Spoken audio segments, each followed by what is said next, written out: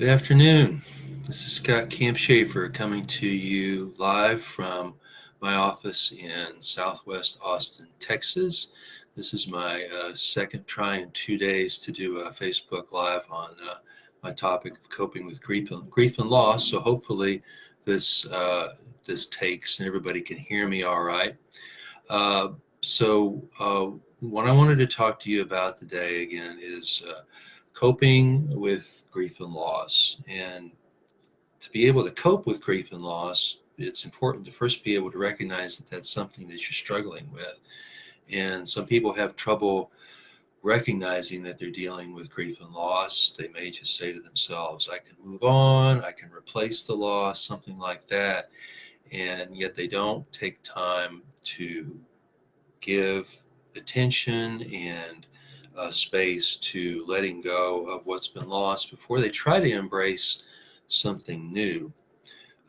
And so hopefully you're not one of those people. And hopefully if you have a loss that you're struggling with, you know it's something that's an issue for you and you're intent on dealing with it. So for those of you who do know that it's important to honor your grief experiences and work them through rather than just try to sweep them under the rug or replace them or something else that's equally counterproductive, I've got a couple of suggestions for you. And one of those is to front load, what I call front load your support network. And this is, by this I mean that when you have friends and family after a loss who say, let me know whatever I can do for you, just tell me. I'll do anything, to make sure you're okay. Just say the word. Is to ask them to call you or reach out to you on some sort of ongoing basis, maybe, once a week, once a month, once every 2 weeks, whatever it is, because as a grieving person, you are not likely to reach out to others. So if you know of individuals who are okay with reaching out to you and touching base with you on an ongoing basis, then by all means take advantage of that, because otherwise you might wind up isolating. And that's one of the most harmful things that a person who has suffered a major loss can do. And these losses can be as devastating as losing a spouse or an adult child, to change of jobs, change of financial status, a health situation, scare or diagnosis that's come along. So I meant to bring that up too.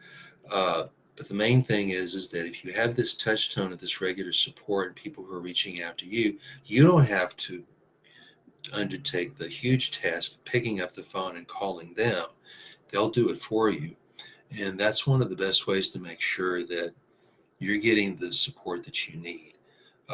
Because as a person who's suffering from grief and loss, you're likely to not reach out to other people for fear that they won't understand, they won't be able to relate to me, whatever. Those things can become huge stumbling blocks to able to reach out for the help that you need.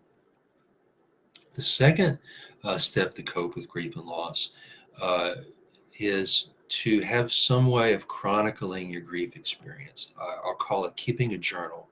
And this can be as simple as like using a spiral notebook and writing down your experiences. It could be on the computer too, or it could be as involved as getting a special book or, with blank pages that you can write in and dedicate to the loved one or the losses that you've experienced.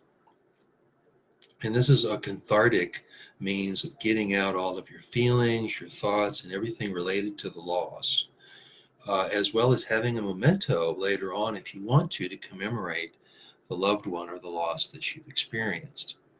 I did this when my father passed away about 10 years, and it was immensely helpful way for me to get out my feelings and also to see where I was as far as the grieving process was concerned. Was I still just kind of beginning to get through it, or was I getting close to completion and closure and acceptance with respect to the loss? Um, Another step you can take to help cope with grief and loss is to read about grief and loss. There are lots of authors out there who have written about how to work through grief and loss, books, magazine articles. What these do is they give you another means of having a way to realize that others have dealt with similar things and have gotten through it. And if they can get through it, then so can I. And there's maybe something that you can learn from reading the next book or the next magazine article or a blog post about it that will help you in some way getting through processing your grief experience. The next thing that I think is really important as a step for coping with grief and loss is to make self-care a priority. What is it that you do day to day and week to week that is an important part of your routine and the structure in your life? It can be as simple as brushing your teeth when you get up in the morning, to showering daily, to making sure you're eating regular meals, getting enough exercise. Those things are all important in coping with grief and loss, because the more solidity and structure you have to your daily routines, the more likely you are to be able to get through the loss successfully. And those are just some of the basic things, because for a lot of folks who've been dealt a major blow with a devastating loss, is that self-care is one of the first things to go. And if there's one of the important things that's a crossing of the line between grief and loss into depression and other significant mental illness issues, is that certain things like self-care tend to go off the line. And that's when we know people are starting to become depressed rather than just dealing with grief and loss. And the last bit of coping for grief and loss is to consider a grief support group or something of that nature, because the more, and you can find these groups through the Meetup website, through churches in your area, et cetera, et cetera. Finding out about those and being open to engaging in them, I think, can be very helpful in working through your grief, because the grief tends to become more complicated in situations where people are isolated. And when people talk to each other about their grief experiences, there's the mutual support component that comes in. There's some education, how-tos, what would help me, maybe this will help you, and becoming aware of other resources that can make the difference between you moving on successfully from your grief experience and you getting stuck in it and winding up with what we call complicated grief, which is grief that tends to go on for years and years and years and may have some traumatic components associated with it, and just gets really, really ugly to deal with when people just kind of let things go and let themselves go too. So I hope you've heard a couple of things, maybe even just one thing that you can use today to cope with grief and loss. I thank you all for watching, and I wish you the best in dealing with your own grief and loss experiences, because everybody suffers them and everybody experiences them. It's one of the things that binds us together as a human race, is that we all have to deal with this. And the more support that you have in working through your losses, the less they need to become things that pull you down for the rest of your days.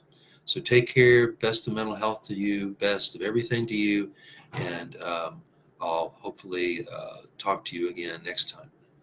Bye now.